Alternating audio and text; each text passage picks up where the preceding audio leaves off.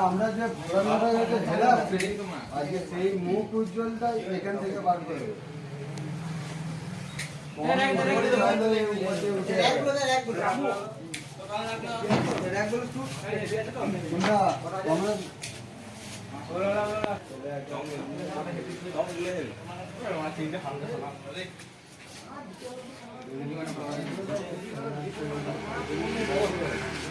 রাখলো বন্ধ করবো